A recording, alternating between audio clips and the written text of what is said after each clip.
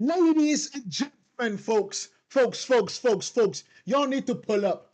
Y'all need to pull up because we just watched the best game of football that we have watched in a long time. Y'all need to pull up because we just watched a game of football that a lot of people are going to keep on talking about for the rest of our lives. We might have just watched the best game of football ever in the Champions League. We might have just watched the best game of football in the Champions League ever. That is how crazy this game was today. That is how crazy it was today. And I need you guys to stand up. I need you guys to stand up because what we just watched. Oh my goodness. 5-4. We got 9 goals today. We got 9 goals.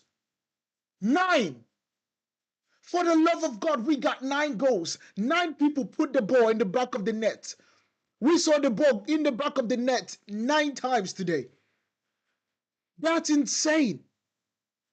This is not something that we usually see. It's not. And anybody that is absolutely coming out here thinking that this is regular, it's not. This is not a regular sighting whatsoever. It's not a regular sighting whatsoever. And I need people to understand this. This is the best game of football in the Champions League. And I thought the game against Juventus was going to be difficult. Sorry, not Juventus, but Madrid. I thought that game was also as good. But these people came into this one and absolutely smacked everybody thinking that that game was going to be a big one. Smacked everybody because what a flipping hell did we watch today? What a flipping hell did we watch today? It is amazing. I've never seen something like this in my life. Never seen something like this. It is truly remarkable what we saw today. 5-4, 9 goals. And the funny thing about it is that it could have been 15. We saw people miss one-on-ones. We saw offside goals. We saw the ball hit the bar. We saw goal line clearances. We saw all these things. It is mind-blowing, guys. This is one of the best games that we have watched in a long time. It's insane.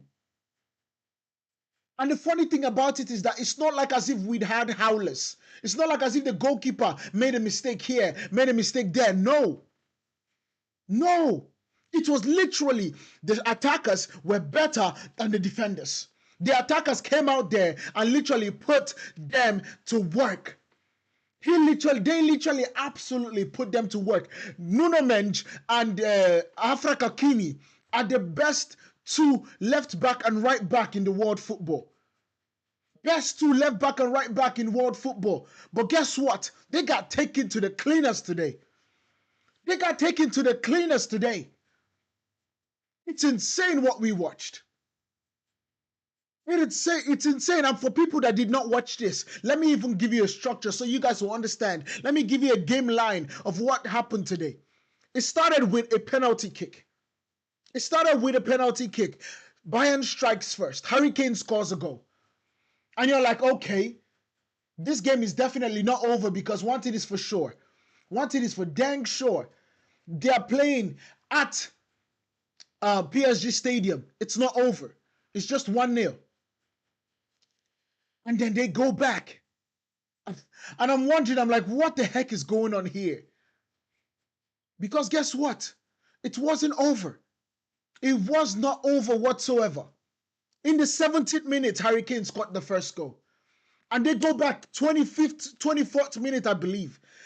Khvicha Kvaratskhelia literally puts this, he literally takes the ball to the left, takes it back to the right, wraps his foot around the ball, back of the net, pow. And I'm like, nah, that's crazy. This is a game of football. I am ready for this. This is what we have been begging for. This is what we have been looking for. We have always spoken about how games are boring these days. But these 2 teams, the best teams in the world, arguably the best teams in the world, showed every single person that this is why we love football. Showed every single person that, my goodness, football is fun when you absolutely go for the juggernaut. When you go for the jugular, this is fun. This is football. This is the beautiful game. That is what they showed us today. They absolutely did not disappoint, and this is why I'm excited for this. I'm excited for next week. I'm excited for next week so much that I don't even care who plays or how it goes against Atletico Madrid and Arsenal. Because let me tell you something. Whoever wins this game is going to be the Champions League the winner. It's either going to be PSG back-to-back in Champions League wins, which Luis Enrique would absolutely be remarkable for doing that, because PSG, from literally not winning any Champions League trophy ever to literally going back-to-back in a Champions League win, that would be crazy. Or Bayern Munich, that has not won since 2022 or maybe 23. And Vincent Kompany goes in his first season at Bayern and takes them to a Champions League. This is how remarkable this game is. This is how remarkable these storylines are. It is, and it's insane. Because you think at the 24th minute, 1-1, the team will settle down. You think at the 24th minute, 1-1, everybody would relax and start playing football the way we expect them to play. But no. Because João Gomes gets a cross from Ousmane Dembélé, and he puts the ball. So I said João Gomes, João Neves. He puts the ball in the back of the net. Bear in mind, João Neves is literally the smallest man on the pitch, apart from Vitinha. He is literally the smallest man on the pitch, apart from Vitinha. That is insane. He puts the ball in the back of the net. He is the smallest man on the pitch. How is that possible? I don't know. But he found a way to do it. He found a way to do it. And that is insane to think about. It's insane. And I keep on saying it because I'm lost of words. And it's okay, it's 2-1. You would think PSG would close it down a little bit. You would think PSG will make a game where they have control of the ball. You would think PSG would not want to get into a basketball fight because they know who they have on the other side of the pitch. I've been telling people this. Bayern and PSG have the best front three in world football. I've been saying it. I've been beating this drum. I've been telling people and nobody listened. Now we are seeing it crystal clear today. We are seeing it crystal clear. It literally just told us, look, if you have a better offense, you would absolutely beat a better defense every day. Every day. Because the best two fullbacks in the world football, Nuno Mendes and Achraf Hakimi, all left this game with a cramp because of how much work they had to do. Because they kept on running ragged. Because they kept on pushing them back and forth the entire time. This is it. But then you think that 2-1 up, they will control football. No, that's not PSG. That is not Paris Saint-Germain. That is not Luis Enrique's team. Luis Enrique want to absolutely maul you over. They want to literally go through you. They literally want to go through you, resurrect you, go through you again, resurrect you, and go through you again. That is what PSG wants to do. And they kept on pushing for it. They kept on going. They kept on firing. They kept on pushing. And guess what? The ball landed to Michael Olise by a beautiful pass from Alexander Pavlovich. Michael Olise is in the middle of the 18-yard box, surrounded by four Paris Saint-Germain defenders. He drives the ball into the 18-yard box. And at that point, you can't really touch him. And in the middle of the 18-yard box, he opens his waist up. He opens his body up and bends the ball. There's no way the goalkeeper is catching it.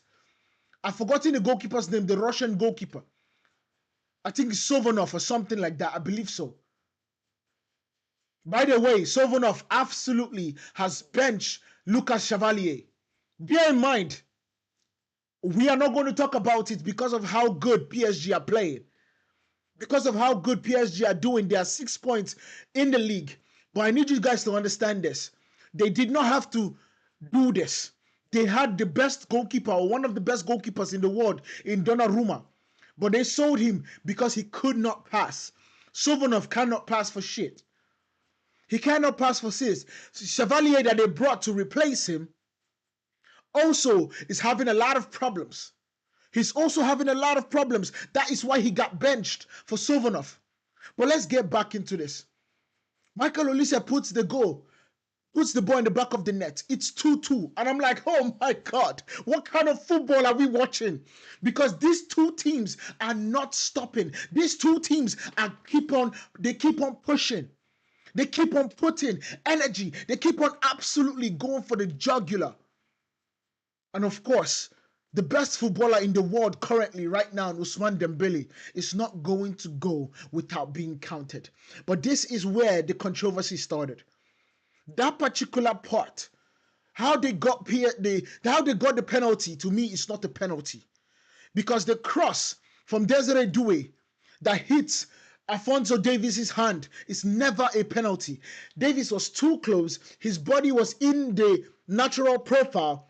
And it was a deflection. Three things that should have not been a penalty, but they gave it a penalty. I was already livid by that. I was already angry by the fact that they gave this a penalty, because the fact is, I don't want the referees to be deciding these kinds of games. But Ousmane Dembélé steps up, because a penalty is still a way to score a goal. And he puts it in the back of the net. Key thing, Manuel Neuer was very close to catching that ball. He was very close to catching that ball, but Ousmane Dembélé can go left or right. He is so ambidextrous. It's crazy to think about. It's crazy. And then that's halftime. They go into the half, 3-2 up. And you think Luis Enrique, having an opportunity, having a lead at home, will say, okay, guys, let's settle. Let's settle down and actually play football. Let's settle down and actually reduce the intensity, control the game of football. But no. That is not Luis Enrique. That is not PSG. And that is definitely not Vincent Kompany. And the truth about it is that Vincent Kompany was suspended for this game. And so he was not on the touchline. But my God, his influence is felt every single where on this team, because there's nobody that absolutely saw when they were losing 3-2 that dropped their head. And they came in the second half. As they came in the second half, and the amount of the quick successions, because they literally scored 2 goals in literally 2 minutes. PSG did. The ball landed at not Afrak Hakimi, but Khvicha Kvaratskhelia. The ball lands at his feet. Kvaratskhelia does what he does. This is what he does. He's one of the best wingers in the world football. It's 4-2. 2 minutes later, you get a counter-attack that Bayern literally looks so wide open because of the high line that they play. The ball lands to the best player in the world, Ousmane Dembélé, by Desiree Doué. And he puts it in between legs. And that ball hit the first post, hit the second post, and got into the back of the net. And I'm like, okay, 5-2, this is game over. Every single person in the PSG stadium is saying this is game over. This is game over. Every single person singing on the top of their lungs. But that's not Bayern Munich.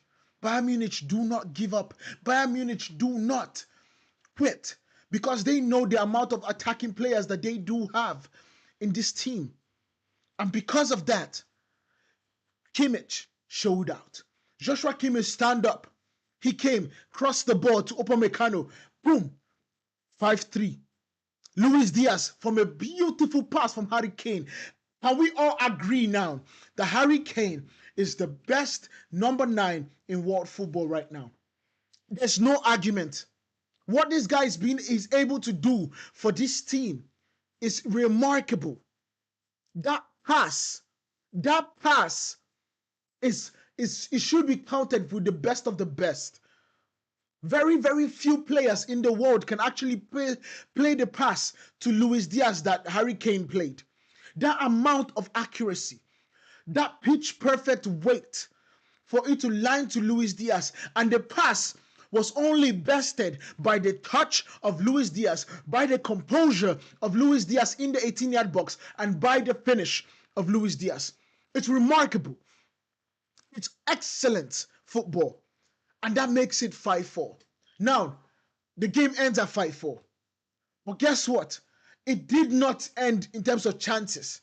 You already have 9 goals in a game of football that everybody understands that football is not like basketball. You don't have a basketball team. You don't have 10 goals in a game. You usually don't have anyway. But what we saw today, the chances that came after the 9 goals have been scored, was also remarkable. We got Mayulu that got an opportunity. We got Kimmich that got a goal line clearance. An opportunity cleared on the goal line. We saw so many opportunities there that could make this game literally more than what we expected. But this has been truly, truly one of the best games that I've seen in a long time. Truly one of the best games that I've seen in a long time. Truly. Let's see what these guys are talking about, because let me just look at what Luis Enrique has to say in this situation. Luis Enrique, and this is reported by Fabrizio Romano, of course, he says, "It has been the best match I have been in as a manager, no doubt. Congrats, everyone." I'm telling you guys, this is not a joke. This is Luis Enrique, somebody that has literally done a treble in 2 places. He has done a treble in PSG, done a treble at Barcelona, but he's saying this is the best match that I have been in since he has been in the managerial seat. That is remarkable. I'm telling you, this is the best thing that I've seen in a long time. Guys, before we keep on going, make sure you guys hit that like button, hit the follow button, subscribe to the channel so you do not miss out on any live that we do here on Pillar Sports. By the way, cheers. It's a lot of talking.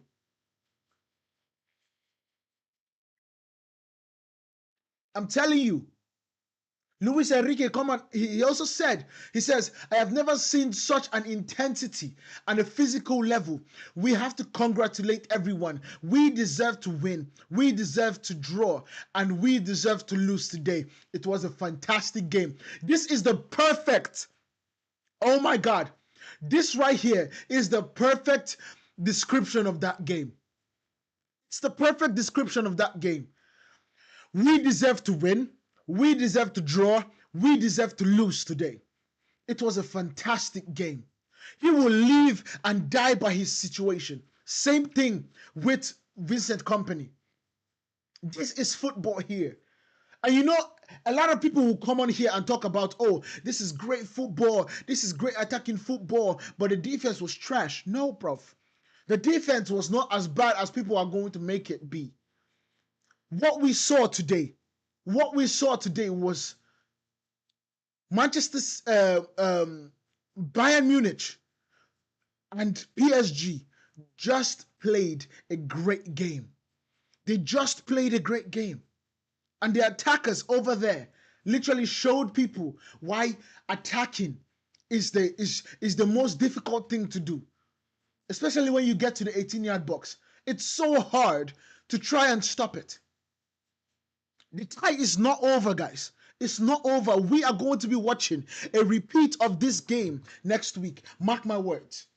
It might not be 5-4, but we are going to be watching a repeat of this game. Mark my words. Mark my words. You understand? Both teams played insanely high lines today. It was literally who is going to blink first. And nobody decided to blink. It was like, you know, those southern old movies where they walk down to the middle of the square, and it's literally it's a shootout. Who is going to first pop the first person? Quick draw. Wow. That's what we saw today. Every single person was just being quick draw with it. Every single attacker was absolutely on their P's and Q's. And they rinsed every single defender also. It is insane to think about. It is one of the best games that I have seen, that I have ever been part of. It is truly remarkable. I've never seen something like this. And I say part of meaning just watching, because I'm not in the game, I'm not coaching it. The midfield, of course, got bypassed constantly. There was no control. It was literally send the ball forward and let's go attack. Send the ball to our attackers. Send the ball to Dembele. Send the ball to Doué. Send the ball to Kvaratskhelia. Send the ball to Kane. Send the ball to Olise. Send the ball to Diaz. It was a transitional game throughout every single moment today. And my goodness, did we see a game of football? My goodness, did we see football at its best? My goodness, did we see a great representation? In fact, let me say this. If anybody wants to learn about football, if anybody wants to watch football, if you're just getting into football, this is the game you show them. This is the game you play them to watch. This is the game. It was not boring, even for a split second. And we were talking about boring football. It's not boring even for a split second. From the beginning of the game to the end of the game, it was energy, intensity, cramps, injury, goals, and more. This is football, guys. This is football. And because you love football, hit that like button. Because you love football, hit that like button. Absolutely. Let everybody understand what we are doing here at Pillar Sports. This is the best game that I've seen in a long time, guys. It's something that I am truly happy that in my lifetime I got to watch. I'm truly ecstatic about that. My lifetime, I got to watch this game. Now, the question, of course, everybody would ask is why no one could control. Why is it that no one could control the tempo of this game? Why is it that fullbacks were constantly exposed?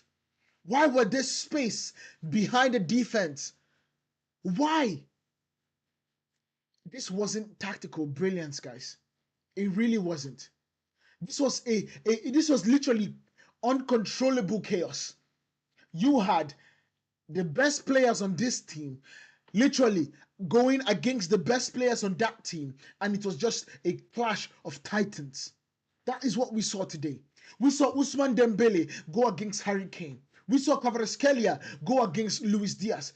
We saw Desiree Doué go against Michael Olise. It was truly a magnificent game. However, there's a big problem. Of course, there's always a big problem in this situation. Is this good football? Or is this just entertaining football?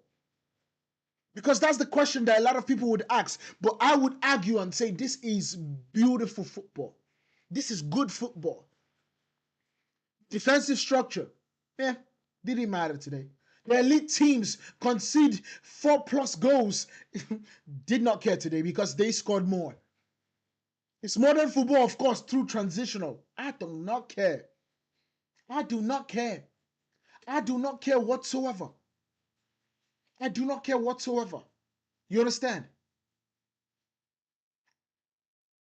One thing is for sure. One thing is clearly for sure, guys. One thing is totally for sure that we need to understand. Defense in football is going to change. Defense in football is going to change, especially when we watch games like this. It's going to change. And I'm telling you because I need you guys to understand this. Defense in football is going to be different from what we have ever seen. And I'm exactly for it. I'm an attacking kind of guy. In my bid for coaching, it is going to be an attacking philosophy. And what we saw today was breathtaking. It was one of the best footballs I've seen. The momentum, the psychology of what we are seeing right now, the game management or maybe lack of it. Yes, the switching off at 5-2, you can argue. But Bayern mentality for coming back. At 5-2, you think PSG will kill off this game. But they didn't. They kept on going. They kept on going. They kept on going and they kept on pushing. So what does this tell us? This is going to be a movie. This is going to be a movie. The next game, the second leg. I don't know how this tie is still alive. But this is going to be a movie. I don't understand it. But this right here is going to be something that Quentin Tarantino will be proud of. Bayern is going to be at home. It is a total different beast. That German wall is a total different beast. When you go to the Allianz Arena, they are a total different piece. PSG can't defend like this again. To be honest with you, they cannot defend like this. One goal, because they are going into the Allianz Arena 1-0 up in terms of PSG. One goal will change the rest of the game. It will change the rest of the game. You understand? Games like this don't come around often. And somehow, we are getting a second leg. UEFA, thank you very much. Let me know what you guys think about this down in the comment. Make sure you guys hit that like button, hit the follow button, and like this video. Send it